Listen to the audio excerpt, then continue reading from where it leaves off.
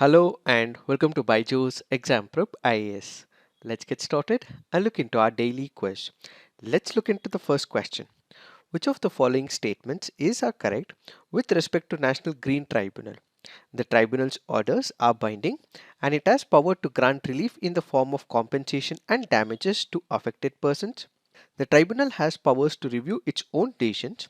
If this fails, the decision can be challenged before the Supreme Court within 90 days. NGT has not been vested with powers to hear any matter relating to Wildlife Protection Act of 1972. Which of the statements are correct with respect to the National Green Tribunal? The answer to this is 1, 2 and 3. Why have we taken this practice question? Because this article on the Indian Express makes a reference to the National Green Tribunal, which is why we have taken this practice question. Let us try and understand what are these statements. When it comes to the National Green Tribunal, why was the National Green Tribunal established in the first place?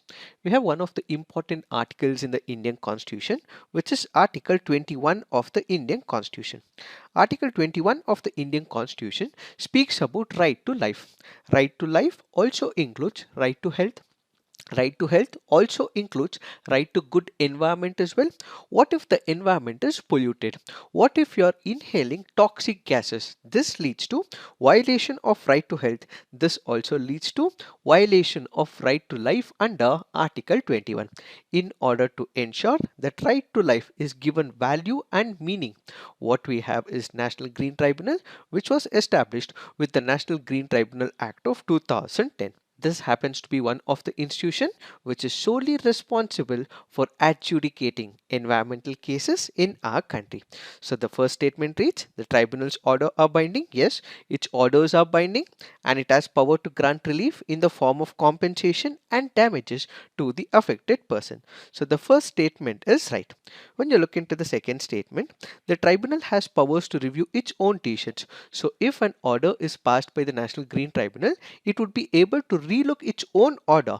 And what if this particular order is not satisfying to one of the parties? So they can also approach the Supreme Court of India within 90 days. So the second statement is also right. When you look into the third statement, NGT has not been vested with powers to hear any matter relating to Wildlife Protection Act of 1972. This statement is right. We have the schedule in the National Green Tribunal Act. When you look into the schedule, these are the laws that are present. So if there is any violation of these acts or there is one of the issue that is occurring within this particular purview of the act, that is when you would be able to approach the NGT. For example, the Water Prevention and Control of Pollution Act 1974, Water Prevention and Control of Pollution Cess Act of 1977, the Forest Conservation Act of 1980, Air Prevention and Control of Pollution Act of 1981, Environment Protection Act of 1986, Public Liability Insurance Act of 1991, the Biological Diversity Act of 2002. So if there are any issues that occur in these laws, you would be able to approach the NGT. So the third statement reads, it is Wildlife Protection Act of 1972. Since this law is not under the ambit of the National Green Tribunal Act in the schedule, so the third statement is also right. Now let's look into the next practice question. With respect to INS Vagir, which of the following statements are incorrect? It is a hydrographic survey ship in the Indian Navy under the Southern Naval Command. It has the distinction of being associated with relief work in the wake of Gujarat earthquake, tsunami 2004, as well as Operation Vijay during the Kargil war. Which of the statements are incorrect? Since it is asking for the incorrect statement, both the statements are incorrect. Why have we taken this practice question? Because this article on the Indian Express makes a reference to INS Vagir. So what is it? This happens to be a 5th Scorpion class submarine. So remember, Vagir happens to be a Scorpion class submarine. Where was it built? It was built indigenously under Indian Navy's Project 75, where at Mazagaon Dock Shipholders Limited in Mumbai. This happens to be very important. So INS Vagir is nothing but Scorpion class submarine. So what we have discussed in these statements is not about INS Vagir, but instead it is about INS Jamuna. So remember, both the statements here are speaking about INS Jamuna and it is not INS Vagir. So if we look into the features of INS Vagir also has advanced acoustic absorption technique, and this was built very fast when it comes to its construction. Now that we have INS Vagir, this basically means we would be able to advance India's maritime interests, we would be able to accomplish diverse missions as well, and we would be able to conduct missions like anti-surface warfare, anti-submarine warfare, intelligence gathering, mine laying and surveillance missions when it comes to the Indian Ocean and in and around Arabian Sea as well as Bay of Bengal. The induction of Vagir is also significant as this promotes India's capability to construct and build and consolidate submarine building yard in India. This is the significance with respect to INS Vagir. Now let's look into the next practice question. Which amongst the following statements is the best description of Madrid Protocol? It is the primary international system for facilitating the registration of trademarks in multiple jurisdictions around the world. It is a global treaty to protect human health and environment from persistent organic pollutants.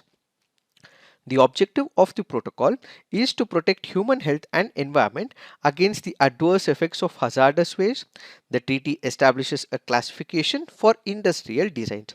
Which amongst these statements is the best description of Madrid Protocol? The answer to this is it is primary international system for facilitating the registration of trademarks in multiple jurisdictions around the world. Why have we taken this practice question? Because of the reference in the Indian Express article.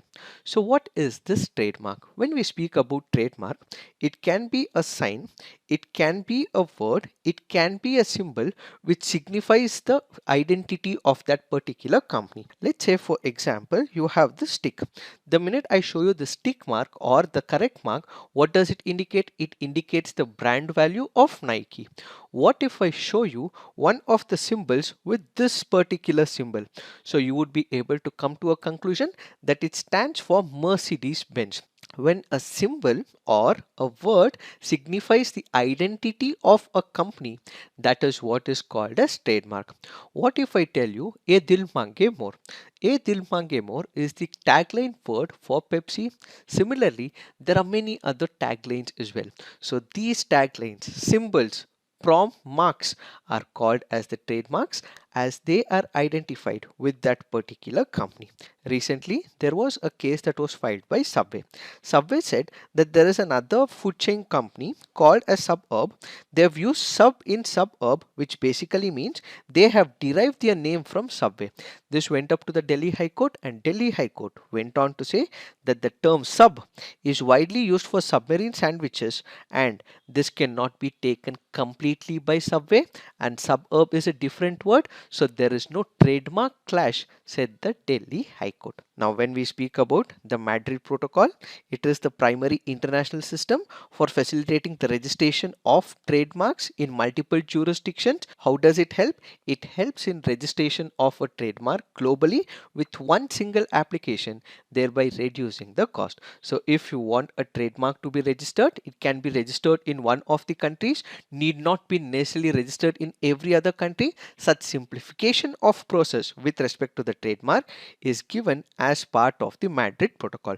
So Madrid Protocol or the Madrid system speaks about trademarks. Remember this. And as part of the assignment, you have to put on the comment section which is the agreement which deals with the persistent organic pollutants, which is an agreement which deals with the hazardous waste.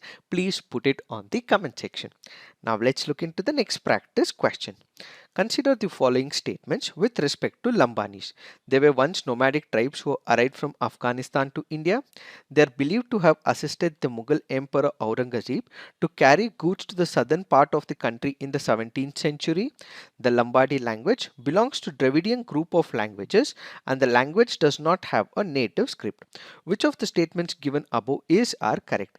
The answer to this is 1 and 2 only. Why have we taken this practice question? Because these article on the Indian Express makes a reference to the Lambadis. The Lambadis are also called by the name Lambanis. They are also called by the name Banjaras as well. So this happens to be a SC community which stays in the state of Karnataka and many other states as well. They were once the nomadic tribes and they came from Afghanistan to India. Yes, the first statement is right. When you look into the second statement, they are believed to have assisted the Mughal Emperor Aurangzeb to carry goods to the southern part of the country in 17th century.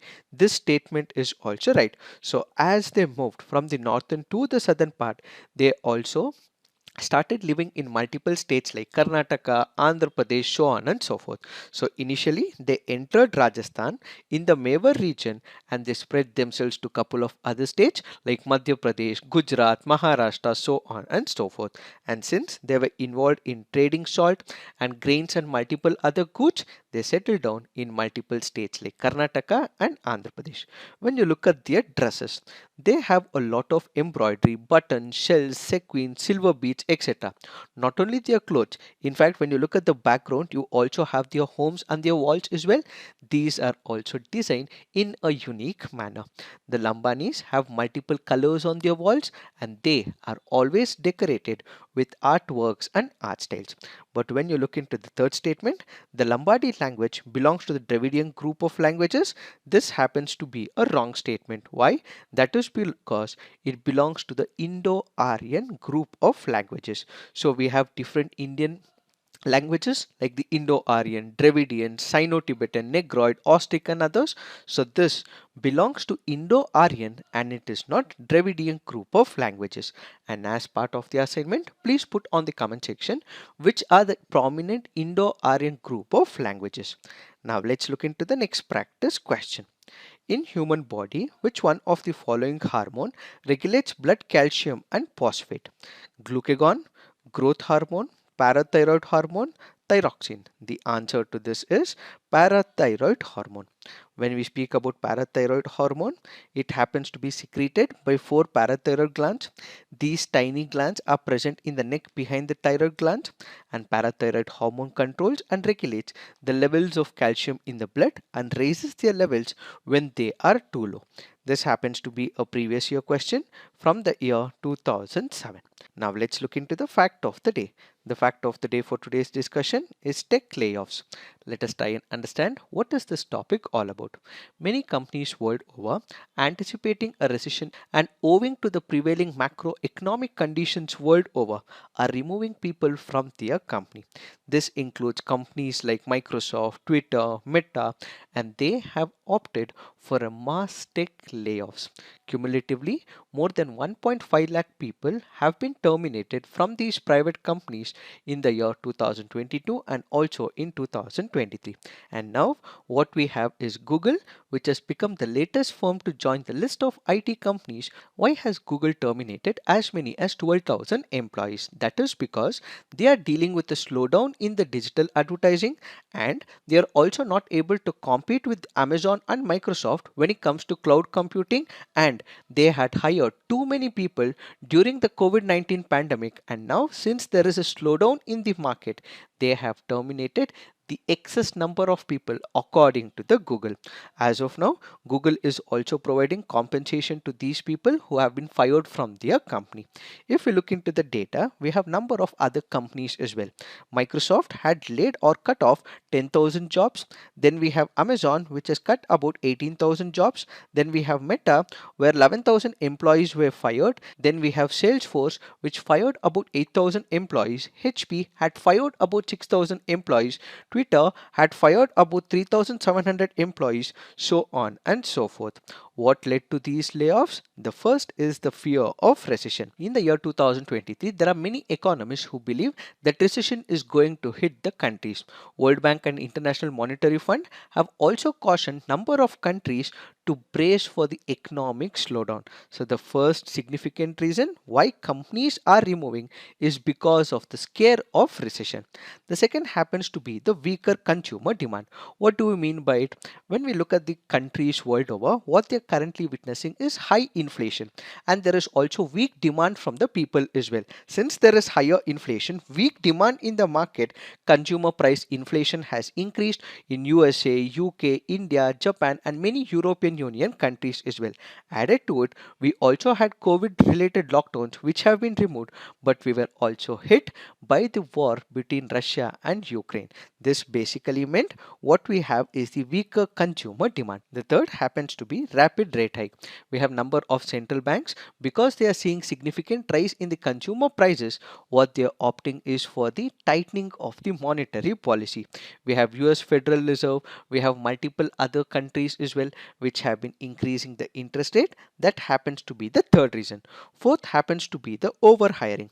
When you look at COVID-19, immediately when it stuck in 2020, what exactly happened? Most of the people started working from home.